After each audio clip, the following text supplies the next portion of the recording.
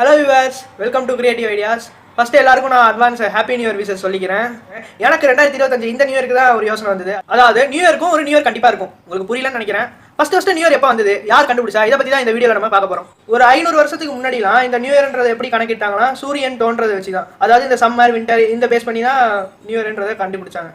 நம்மளோட தமிழ் புத்தாண்டு எப்பனா ஏப்ரல் 14. இதை வந்து எதை வச்சு பேஸ் பண்ணி எடுத்தாங்கன்னா ஏப்ரல் 14 தான் சம்மர்ன்றது ஸ்டார்ட் ஆகுது. தமிழ் புத்தாண்டு மட்டும் தான் இதே மாதிரி சூரியனை பேஸ் பண்ணி இருக்குன்னு நீங்க நினைச்சீங்கன்னா கண்டிப்பா இல்ல. ஏன்னா தெலுங்கு வருடப்பிறப்புன்னு சொல்லப்படுற உகாதி கூட மார்ச் 30, அதாவது சூரியனை பேஸ் பண்ணி தான் வருது. இதே மாதிரி இந்தியாவோட எல்லா ஸ்டேட்ஸ்லயுமே மார்ச் டு ஏப்ரலுக்குள்ள நியூ இயர்ன்றது கொண்டாடப்படுது. ஒவ்வொரு நாட்டிலையும் ஒவ்வொரு மாசம் சம்மர் வரதுனால 1500 வரைக்கும் ஒவ்வொரு நாட்டிலையும் ஒவ்வொரு மாதிரி நியூ இயர் செலிப்ரேட் பண்ணிட்டு இருந்தாங்க.